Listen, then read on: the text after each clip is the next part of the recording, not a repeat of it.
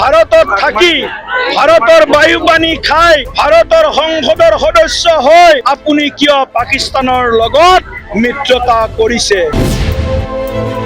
আপোনাৰ কি এনেকুৱা প্ৰয়োজন আছিল যে আপুনি আপোনাৰ সহধৰ্মিনীকো পাকিস্তানত পেৰোলত থাকিবলৈ অনুমতি প্ৰদান কৰিছিল?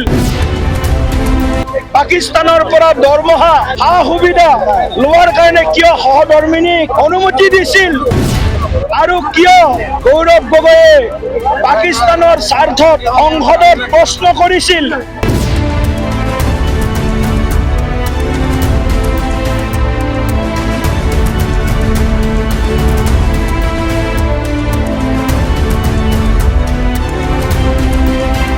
আজি ৰাজ্যজুৰি পাকিস্তানী এজেণ্ট গৌৰৱ গগৈৰ বিৰুদ্ধে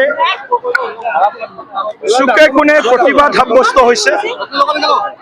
গৌৰৱ গগৈৰ ৰাষ্ট্ৰবিৰোধী যি কাৰ্যকলাপ, পাকিস্তানৰ পক্ষত লোৱা যিটো নীতি আৰু স্থিতি আৰু দেশৰ অখণ্ডতা সাৰ্বভৌমত্বৰ প্ৰতি গৌৰৱ গগৈ কংগ্ৰেছ দলে যি ধৰণৰ আপোচকামী নীতি গ্ৰহণ কৰিছে আৰু এই ভয়ংকৰ তথ্য SITৰ প্ৰতিবেদনত আজি প্ৰকাশ হৈছে, তাৰ বিৰুদ্ধে আজি সমগ্ৰ অসমৰ ৰাইজ ৰাজপথলৈ ওলাই আহিছে।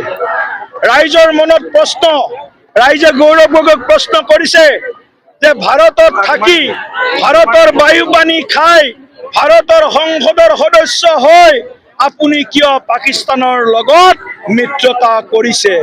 আপোনাৰ কি এনেকুৱা প্ৰয়োজন আছিল যে আপুনি আপোনাৰ সহধৰ্মিনীকো পাকিস্তানত পেৰোলত থাকিবলৈ অনুমতি প্ৰদান কৰিছিল? পাকিস্তানৰ পৰা দৰমহা সা সুবিধা লোৱাৰ কাৰণে কিয় সহধৰ্মিনীক অনুমতি দিছিল?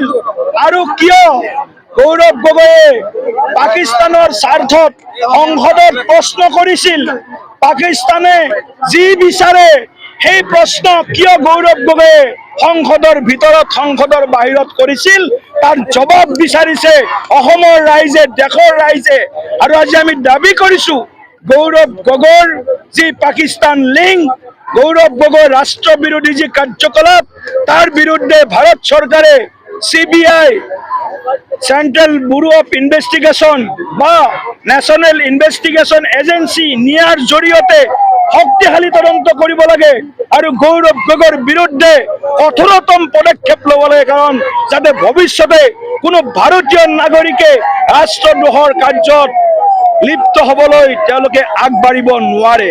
আজি আমি আচৰিত হৈছো, গৌৰৱ গগৈৰ সহধৰ্মিনী ঠিক আছে, বিদেশিনী হয়, যি বিদেশ 200 বছৰ অসমক শোষণ কৰিছিল, অসমক পৰাধীনতাৰ শিকলিত বান্ধি ৰাখিছিল, সেই দেশখনৰ এগৰাকী নাগৰিকক আজি গৌৰৱ গগৈয়ে সহধৰ্মিনী কৰি আজি অসমলৈ লৈ আহিছে, দেশলৈ লৈ আহিছে। আমাৰ আপত্তি নাই, কিন্তু তেওঁ কিয় ভাৰতীয় নাগৰিক নহল? 3বাৰ সাংসদ হোৱাৰ পিছতো গৌৰৱ গগৈয়ে তেওঁৰ সহধৰ্মিনীক কিয় ভাৰতীয় নাগৰিক কৰিব নোৱাৰিলে?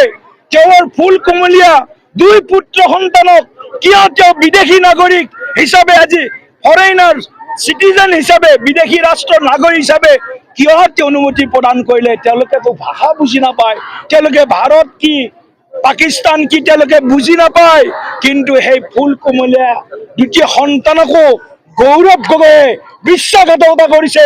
যেনেকৈ অসমক বিশ্বাসঘাতকতা কৰিছে, যেনেকৈ দেশক বিশ্বাসঘাতকতা কৰিছে, বিশ্বাসঘাতক গৌৰৱ গগৈৰ বিৰুদ্ধে, পাকিস্তানী এজেণ্ট গৌৰৱ গগৈৰ বিৰুদ্ধে আৰু চিৰবৈৰী পাকিস্তানৰ নীতি আৰু স্থিতিক সমৰ্থন কৰা গৌৰৱ গগৈৰ বিৰুদ্ধে, ৰাষ্ট্ৰদ্ৰোহত লিপ্ত হোৱা গৌৰৱ গগৈৰ বিৰুদ্ধে আজি ডিব্ৰুগড়ৰ জনতাই, হাজাৰ হাজাৰ জনতাই আজি ৰাজপথলৈ ওলাই আহি গৌৰৱ গগৈৰ প্ৰশ্ন কৰিছে। গৌৰৱ গগৈক 140 কোটি ভাৰতীয়, 3.5 কোটি অসমীয়াৰ ওচৰত মাফি ক্ষমা বিচাৰিবলৈ দাবী জনাইছে।